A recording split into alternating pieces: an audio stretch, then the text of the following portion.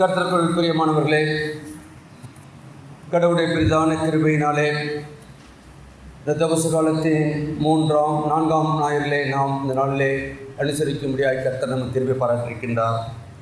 இந்த நாளிலே நம்ம திருச்சபை நமக்கு கொடுத்திருக்கின்ற தலைப்பு விடுதலைக்கான செயலில் ஈடுபட அழைப்பு. அன்புக்குரியவர்களே, நீங்கள் நானும் ஆராதிக்கின்ற கர்த்தர் அவருடைய பிள்ளைகளாக அழைத்தது மட்டுமல்ல, அவருடைய சித்தத்தை நாம் நிறைவேற்ற கடந்த வாரம் அனைவரையும் இணைத்து கொள்ள அழைப்பு என்று சொல்லி ஆவியானவருமாய் திருச்சபை நம்மை அழைத்தது. இன்றைக்கு விடுதலைக்கான செயலில் ஈடுபட அழைப்பு என்று சொல்லி நம்மை அழைக்கின்றார்கள். அப்படினால் திருச்சபையிலே நம்மை சேர்த்து கொள்வது மட்டுமல்ல, திருச்சபையிலே அங்கமாக இருக்கிற நம்முடைய வாழ்க்கை ஆண்டவருக்கு பிரியமுள்ளதாக இருக்க வேண்டும். அதில் குறிப்பாக இந்த தபசு காலங்களிலே நாம் ஆண்டவருடைய பாடு மரணங்களை குறித்து தியானிக்கின்ற வேளையிலே நம்முடைய செயல்பாடுகள் ஒவ்வொன்றும் ஆண்டவர் எதற்காக என்னை அழைத்தார், அவருடைய பிள்ளையாக முத்தரித்திருக்கின்றார் என்று சொல்லி நாம் இருக்க அழைக்கப்படுகின்றோம். அதற்காக இன்றைக்கு நமக்கு கொடுக்கப்பட்ட வேத பாடம் முதலாம் வேத பாடமாக எசேயா 1ஆம் அதிகாரம் 12 முதல் 17 வசனமும், 2ஆம் வேத பாடம் சற்று முன்பு வாசித்தோமே எபேசியர் 6ஆம் அதிகாரம் 5 முதல் 9 வசனமும், நற்செய்தி பதியாக 3ஆம் பாடம் லூக்கா 13ஆம் அதிகாரம் 17 வசனமும் கொடுக்கப்பட்டது. அன்புக்குரிய திருச்சபை மக்களே, நாம் நம்முடைய சற்று நேர தியானத்துக்கு எடுத்துக்கொண்ட வேத பாடம் நாம் சற்று முன்பு வாசித்த இன்றைய நாளின் 2ஆம் வேத பாடத்தை எடுத்து வைத்துக் கொள்வோம். ஆம் அன்புக்குரியவர்களே, இதை பார்க்கின்ற பொழுது அப்போஸ்தலனாகிய பவுல் எபேசியருக்கு எழுதுகின்ற அந்த சூழ்நிலையை பார்க்கின்றோம். அப்படினால் நாம் விடுதலையோடு கூட இருக்க அழைக்கப்பட்டிருக்கின்றோம். விடுதலையை நாம் மற்றவர்களுக்கு நம்முடைய செயலிலே காட்ட அழைக்கப்படுகின்றோம். அதை எப்படி என்று சொல்லிதான் இங்கே பார்க்கின்ற பொழுது அங்கு சொல்லப்படுகின்றது. இதை 2 சிறு தலைப்புகளிலே தியானிக்க பரிசுத்த ஆவியானவர் நமக்கு கிருபை செய்வார். ஒன்று, மனதார கர்த்தருக்கு செய்கிற கீழ்ப்படிதல். மனதார கர்த்தருக்கு செய்கிற கீழ்ப்படிதல். 2வது, தேவன் பட்சபாதம் இல்லாமல் நியாயத்தீர்ப்பு அளிப்பார் என்று சொல்லி நாம் அறிந்து கொள்ள வேண்டும். 2வது, தேவன் பட்சபாதம் இல்லாமல் நியாயத்தீர்ப்பார். அங்கு பார்க்கின்ற பொழுது மனதார கர்த்தருக்கு செய்கிற கீழ்ப்படிதல். நாம் வாசித்த 5-6 வசனங்களிலே, வேலைக்காரரே நீங்கள் கிறிஸ்துவுக்குள் கீழ்ப்படுகிறது போல சரீரத்தின்படி உங்கள் எஜமானாக இருக்கிறவர்களுக்கு பயத்தோடும் நடுக்கத்தோடும் கபடற்ற மனதோடும் கீழ்ப்படிந்து மனுஷருக்கு பிரியமாயிருக்க விரும்புகிறவர்களாக பார்வைக்கு ஊழியம் செய்யாமல் கிறிஸ்துவின் ஊழியக்காரராக மனப்பூர்வமாய் தேவனுடைய சித்தத்தை செய்யுங்கள்.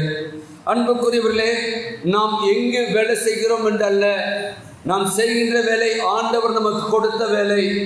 அதிலே நாம் உண்மையும் உத்தவமாய் இருக்க வேண்டும் என்று சொல்லி நாம் நம்முடைய வாழ்க்கை இருக்க வேண்டும் சொல்லி ஆண்டவர் விரும்புகின்றார்.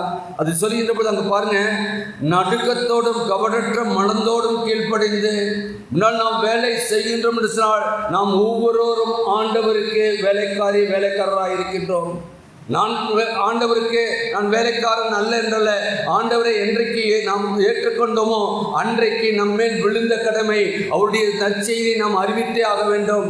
நீங்கள் உலகமெங்கும் போய் சாதிக்கும் சுவிசேஷத்தை அறிவிங்கள் என்று சொன்னால் ஆண்டவர் நமக்கு கட்டளை கொடுத்திருக்கின்றார். அப்படினால் நீங்கள் நான் ஒரு வேலைக்காரராய் ஆண்டவருக்கு திருப்பணி செய்ய அழைக்கப்பட்டிருக்கின்றோம். அதனால் சொல்கிறது, சரீரத்தின்படி உங்கள் எஜமானராக இருக்கிறவர்களுக்கு பயத்தோடும் நடுக்கத்தோடும் கீழ்ப்படுங்கள், மனுஷருக்கு பிரியமாக இருக்கிற விரும்புவர்களாக பார்வைக்கு ஊழியம் செய்யாமல் கிறிஸ்துவின் ஊழியக்காரனாக மனப்பூர்வமாய் தேவனுடைய சித்தத்தின்படி செய்யுங்கள். மனப்பூர்வம் சொல்லுவோம்ல, மனதோடு கூட நாம் செய்கிறது ஏனோ தானே அல்ல, நாம் ஒரு வேலை செய்கின்றோம் என்று சொன்னால் ஆண்டவர் இதிலே பிரியப்படுகின்றார் என்று சொல்லி நாம் இருக்க அழைக்கப்பட்டவர்களாக இருக்கின்றோம். அங்கு பார்க்கின்ற பொழுது வேலைக்காரர்களுக்கும் பணியாளர்களுக்கும் ஒரு முக்கியமான போதனையை அங்கு கொடுக்கின்றார். என்றால் நாம் மனிதர்களுக்காக வேலை செய்ய அழைக்கப்பட்ட மக்கள் அல்ல. நாம் எதை செய்தாலும் உண்மையாக செய்கிறோம் என்றால் அது ஆண்டவருக்கு செய்கின்றோம். அதன் மூலமாய் ஆண்டவருடைய நாமம் மகிமைப்படுகிறது என்பதை நாம் அறிந்து கொள்ள அழைக்கப்படுகின்றோம். நம்முடைய வேலை, சேவை, பொறுப்புகள் எல்லாம் கர்த்தருக்காக இருக்க வேண்டும். வெளியிலே மட்டுமல்ல, உள்ளத்தில் இருந்து நாம் செய்ய வேண்டும். நாம் ஒரு காரியத்தை செய்வதால் அவர் ஆண்டவர் அறிகின்றார்.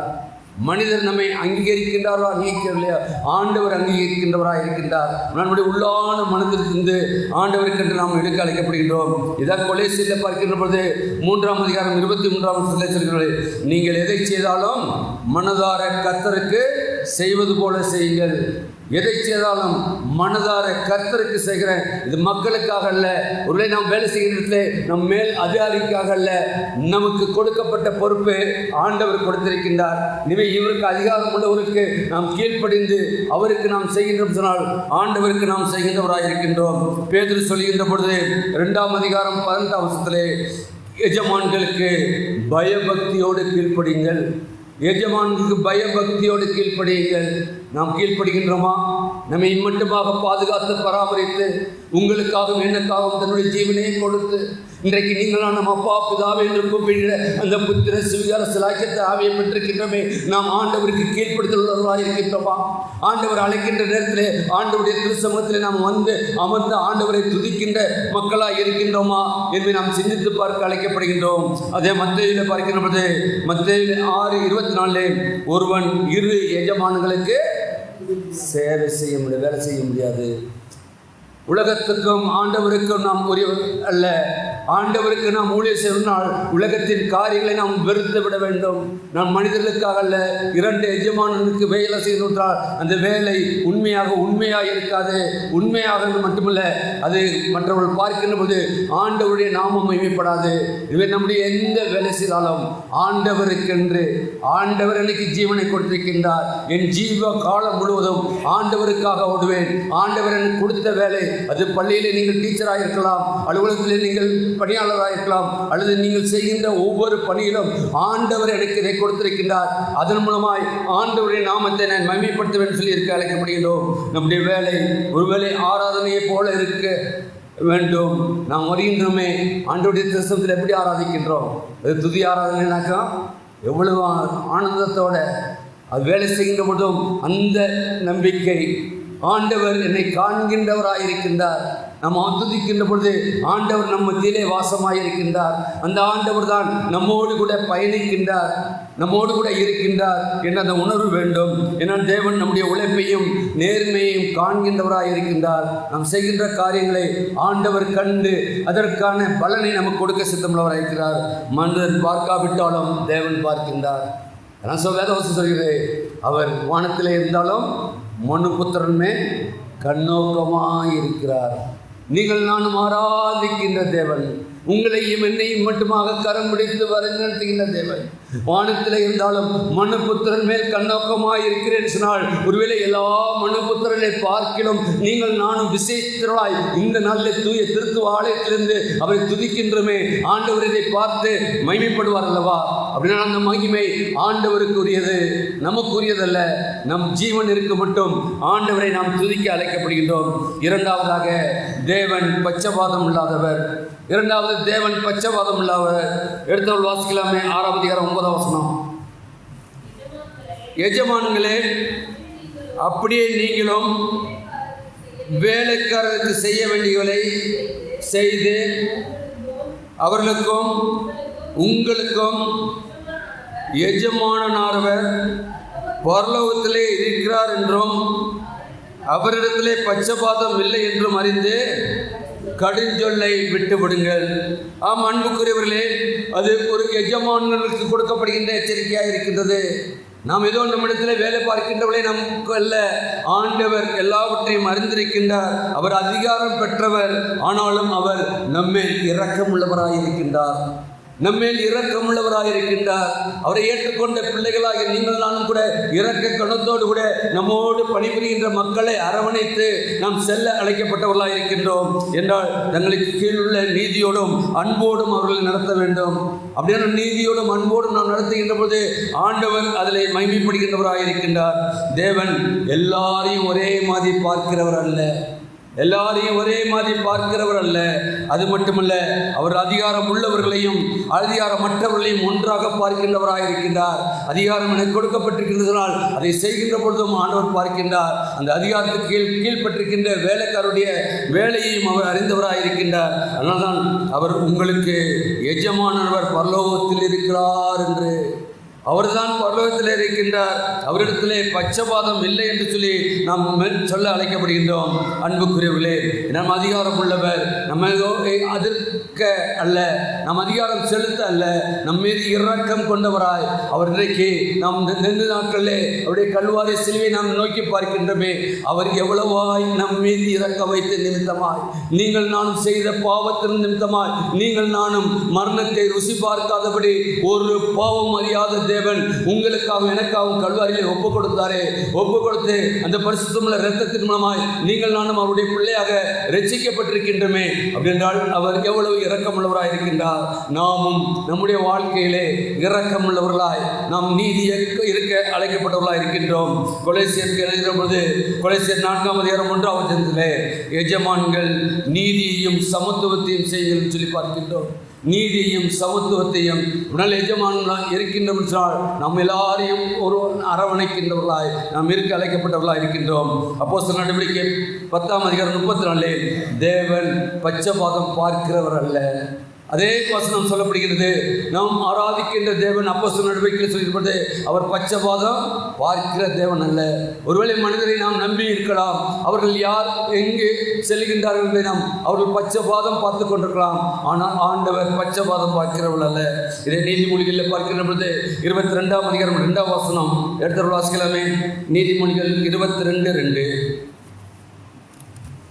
நீதிமொழிகள் 22:2. ஏனால் ஆண்டவர் எல்லாரையும் படைத்திருக்கின்றார். அவர் வாசிக்கலாம். ஐஸ்வர்வானும்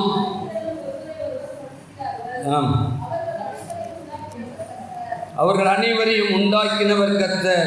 ஏனால் நீங்கள் நானும் ஆராதிக்கின்ற தேவன் எல்லாரையும் உண்டாக்கி இருக்கின்றார். என்னால் அங்கு பார்க்கின்ற பொழுது அவர் ஐஸ்வர்வானையும் தரித்திரனையும் ஒருவரை ஒருவர்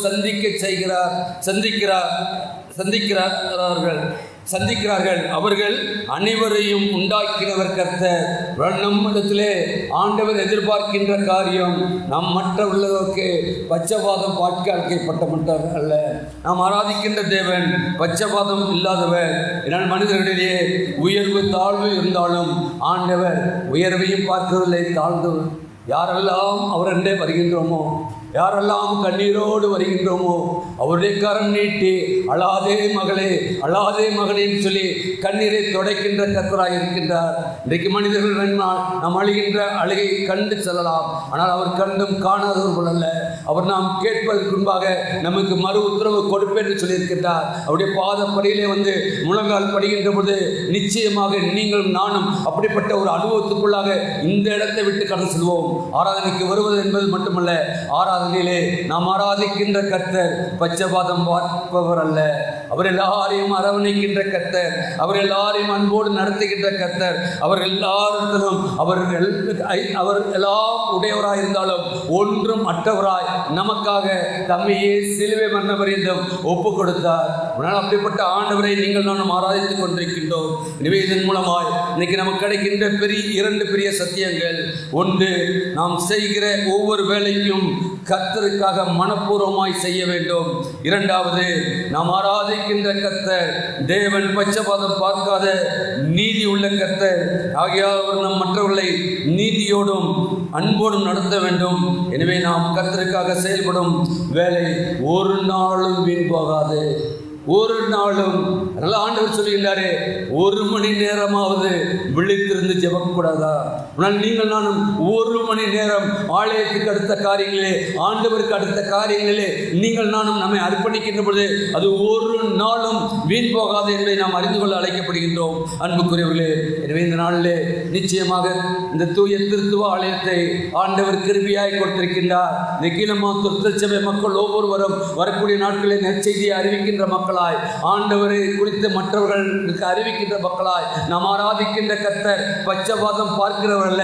இதுவரைக்கும் உங்களுடைய வாழ்க்கை எப்படி இருந்தாலும் நீ வரும் நாட்களிலே ஆண்டவரே இயேசுவே என்று சொல்லி இந்த ஆலயத்திலே வந்து நீங்கள் கூப்பிடுகின்ற பொழுது உங்களுடைய எல்லா காரியங்களையும் அறிந்திருக்கிற கர்த்தர் உங்களுக்கு விடுதலை கொடுப்பார், உங்களுக்கு வேண்டிய சரீர சுகத்தை கொடுப்பார், உங்களுக்கு வேண்டிய மன ஆறுதலை கொடுப்பார், உங்களுக்கு வேண்டிய எல்லா விதமான ஐஸ்வர்யங்களையும் கொடுப்பார். இந்த உலகத்தில் நீங்கள் வாழ்ந்து சுகித்து எல்லா நாளும் ஆண்டவருக்கென்று நீங்கள் வாழ்வீர்கள் சொல்லி மற்றவர்களை நீங்கள் அழைத்து வருகின்ற மக்களாய் இருக்க அழைக்கப்படுகின்றீர்கள். அன்புக்குரியவர்களே, எனவே அன்பு அன்புக்குரியவர், இன்னைக்கு ஆண்டவர் சொல்கிறார், நாம் மனதார கர்த்தருடைய சத்தத்திற்கு நாம் கீழ்ப்படிய வேண்டும். இது ஆண்டவர் கொடுக்கின்ற சத்தம். ஆண்டவர் ஆவியானவருமாய் இன்னைக்கு அநேக ஊழியர்களுமாய் கொடுத்து கொண்டிருக்கின்றார். இந்த சத்தியத்தை கேட்கின்றோம். சத்தியத்தை கேட்பீர்கள், சத்தியம் உங்களை விடுதலையாக்கும். ஹல்லேலூயா. சத்தியம் உங்களை விடுதலையாக்கும். ஆண்டவருடைய வசனம் உங்களை விடுதலை ஆக்கின்ற பொழுது நீங்கள் அநேகரை விடுதலைக்குள்ளாக வழிநடத்துகிறவர்களாக இருப்பீர்கள். அன்றைக்கு நம்முடைய இந்திய தேசம் கட்டுண்டிருந்த பொழுது விடுதலைக்காக பாடுபட்டார்களே, மகாத்மா காந்தி என்று சொல்கிறோம். அவர் மூலம் மற்ற மக்களை நினைத்து அகிம்சை மூலமாய் நாம் விடுதலை பெற்றோம் என்று சொன்னால், இன்னைக்கு நாம் ஆராதிக்கின்ற கர்த்தர் எல்லாரையும் விடுதலை பண்ண சித்தமுள்ளவராக இருக்கின்றார். எனவே இந்த விடுதலைக்கான செயலிலே இந்த நாள் முதற்கொண்டு தூய திருத்துவ ஆலயத்தின் அங்கமாய் இருக்கிற நீங்கள் ஒவ்வொருவரும் அழைக்கப்பட்டிருக்கின்றீர்கள் என்ற உணர்வோடு கூட மற்றவர்களை ஈடுபட, நீங்கள் மட்டுமல்ல மற்றவர்கள் விடுதலை பெற்றுக்கொண்டு மனமகிழ்ச்சியோடு வாழ உங்களை அர்ப்பணியுங்கள். அப்படிப்பட்ட ஒரு வாழ்க்கையை உங்களுக்கும் எனக்கும் வரக்கூடிய நாட்களில் பரிசுத்தமாய் கொடுப்பாராக. ஆமென். ஜெபம் செய்வோம். மகா கிருபையும் இரக்கமுள்ள கர்த்தாவே, நீர் எங்களை கிருபையாய் கொடுத்த ஜீவனுள்ள வார்த்தைக்காக நன்றியோடு துதிக்கிறப்பா, ஸ்தோத்திரிக்கிறோம். ஆம் கர்த்தாவே, விடுதலுக்கான செயலில் ஈடுபட இந்த நாளில் எங்களை அழைத்திருக்கிறப்பா. நாங்கள் மட்டுமல்ல ஆண்டவரே, எங்களோடு இருக்கின்ற மக்களையும் கர்த்தாவே நாங்கள் அந்த விடுதலைக்குள்ளாக அழைத்து வந்து நீர் கொடுக்கின்ற மெய்யான சமாதானத்தையும் நீர் கொடுக்கின்ற எல்லா விதமான ஆசீர்வாதங்களையும் பெற்றுக்கொள்ள எங்கள் ஒவ்வொருவரையும் எடுத்து பயன்படுத்துமாய் நீர் பேசும் ஜெபிக்கிறோம் ஜீவனுள்ள பிதாவே. ஆமென். ஆமென்.